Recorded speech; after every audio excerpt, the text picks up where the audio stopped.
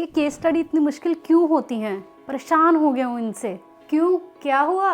यार सब पढ़ने के बाद भी समझ नहीं आ रहा आंसर कैसे करूँ। अरे कोई बात नहीं, अभी बताती हूँ एक ऐसा प्रोसीजर जिसे अगर आप फॉलो कर लोगे तो जितनी भी टफ केस स्टडी आ जाए, आई एम श्योर आप उसको कॉन्फिडेंटली अप्रोच कर सकते हो और फुल मार्क्स ले सकते हो। तो पूरा सुनना ध्यान से एंड तक। Before you start writing the answer, it's important to understand the case study first, because question को समझे बिना आंसर को फ्रेम नहीं किया जा सकता।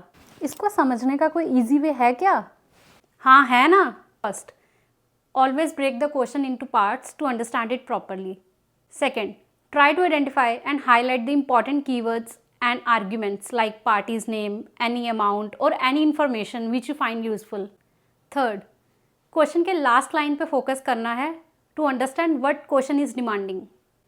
Fourth, क्वेश्चन के सभी पार्ट्स को आंसर करना है, खास करके फॉलो अप क्वेश्चन को, क्योंकि वो बहुत इंपॉर्टेंट होते हैं। Let's understand all this points with the help of example. अब एक बार पॉज करके आप क्वेश्चन को रीड कर लो, फिर हम इसको डिस्कस करते हैं। सो मैंने क्वेश्चन को लाइन बाय लाइन ब्रेक कर लिया है and important keywords and arguments को हाईलाइट कर लिया है टू अंडरस्टैंड इट प्रॉपरली। अब बारी आती है आंसर को प्लान करने की। सो एक बढ़िया आंसर को ड्राफ्ट करने से पहले उसको प्लान करना बहुत ज़रूरी है, पर एग्ज़ाम में तो टाइम इतना कम होता है, मैं प्लान कैसे करूँगा? आई नो एग्ज़ाम में टाइम लिमिटेड होता है and it might create a temptation to start writing the answer immediately, but ये सबसे बड़ी मिस्टेक हो सकती है, क्योंकि ऐसे केसेस में 2 और 3 पॉइंट्स लिखने के बाद हमें याद ही नहीं आता कि अब लिखना क्या है। तो आंसर को प्लान कैसे करें? देखो, take a moment to outline your idea so that it will help you to write the answer. Secondly, जो भी प्रोविज़न उस पर्टिकुलर सिचुएशन के रिलेटेड आपके माइंड में आ रहा है उसको एक साइड पे नोट डाउन करते जाओ।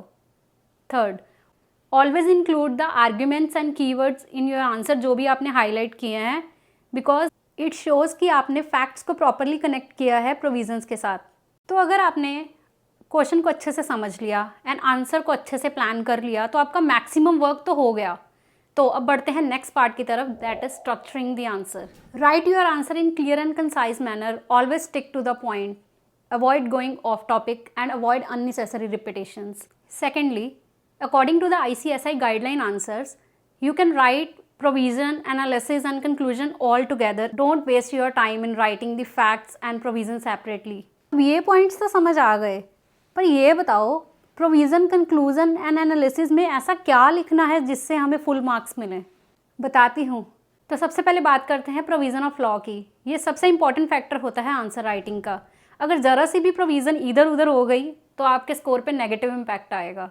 तो प्रोविज़न के लिए ऑलवेज आपको सारे फैक्ट्स को कंबाइन करके ही चेक करना है कि इस पर्टिकुलर सिचुएशन पे कौन सा सेक्शन एप्लीकेबल होगा, किसी सिंगल वर्ड के बेसिस पे डिसाइड नहीं करना है।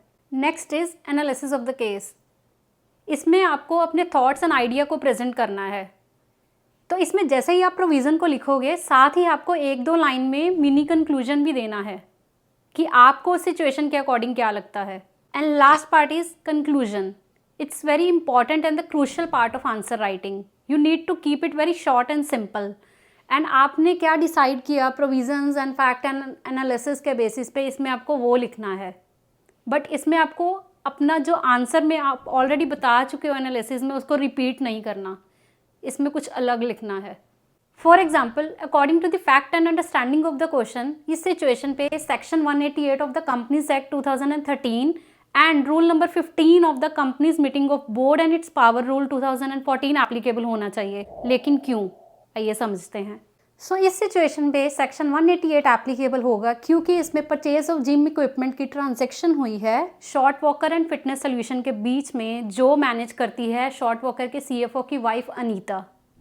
And as per section 2 clause 77 relative की डेफिनेशन में वाइफ इंक्लूड होती है। And as per rule number 15 ये ट्रांजेक्शन की लिमिट जो है 10% ऑफ द एनुअल टर्नओवर से एक्सीड हो रही है, which comes out to be 50 crore I guess, and the amount is 75 crore. So member की अप्रूवल तो रिक्वायर्ड थी, but instead of special resolution we need to take the approval by ordinary resolution. अब ये एक लिस्टेड कंपनी है तो इसको LODR भी कंप्लाई करना पड़ेगा और रिलेटेड पार्टी ट्रांजेक्शन की अप्रूवल भी लेनी पड़ेगी। तो इस पे regulation number 23 of the LODR regulation लगना है। अब ये तो हमने डिस्कस कर ली है लॉ की प्रोविज़न, बट अब इस पर्टिकुलर सिचुएशन पे अगर कोई केस लॉ भी एप्लीकेबल है तो आपको वो भी लिखना है। अब क्वेश्चन का कंटेक्स्ट समझ आ गया और प्रोविज़न कौन सी लगनी है ये भी पता चल गया। तो ये है ICSI का गाइडलाइन आंसर। आपको भी इसी वे से आंसर को लिखना है। अगर आप ध्यान से देखें तो ICSI ने कितने बढ़िया वे से आंसर को प्रेजेंट किया है। इसमें प्रोविज़न भी प्रॉपरली लिख दी, एनालिसिस भी प्रॉपर किया एंड हर प्रोविज़न के बाद मीनिंग कंक्लूजन भी दे दिया एंड फाइनल कंक्लूजन भी कितना क्रिस्प एंड क्लियर है। ऊपर फैक्ट एंड प्रोविजंस के बेसिस में लास्ट में कंक्लूड कर दिया that the contention of auditor is correct. Case study based question कभी भी फिक्स नहीं होते, ये किसी भी कॉन्सेप्ट या किसी भी टॉपिक के बेसिस पे पूछे जा सकते हैं। तो अगर आप इसको अच्छे से आंसर करना चाहते हो, जितनी हो सके उतनी प्रैक्टिस करो। प्रैक्टिस के लिए आप question previous year question papers या मॉक टेस्ट से ले सकते हो। और भाई दुखप्रीत, समझ आ गया केस स्टडी बेस्ड क्वेश्चन को कैसे सॉल्व करना है? अरे आपने तो बहुत ईजी कर दिया, अब मैं तो चला प्रैक्टिस करने। तो आप इन टिप्स को फॉलो करके केस स्टडी बेस्ड क्वेश्चन में तो अच्छे मार्क्स स्कोर कर ही लोगे। बट अगर आप जानना चाहते हैं कि कौन सी ऐसी मिस्टेक्स है जिसको अवॉइड करना है केस स्टडी बेस्ड क्वेश्चन में, तो मेरी नेक्स्ट वीडियो जल्द ही आएगी। मेरे चैनल को सब्सक्राइब कर लीजिए, बेल आइकन हिट करिए ताकि कोई भी नोटिफिकेशन मिस ना हो। अगर आपको कोई भी क्वेश्चन या सजेशन है जो आप मुझसे पूछना चाहते हो तो आप मुझे कमेंट करके पूछ सकते हैं। All the best for your CS journey. Thank you for watching.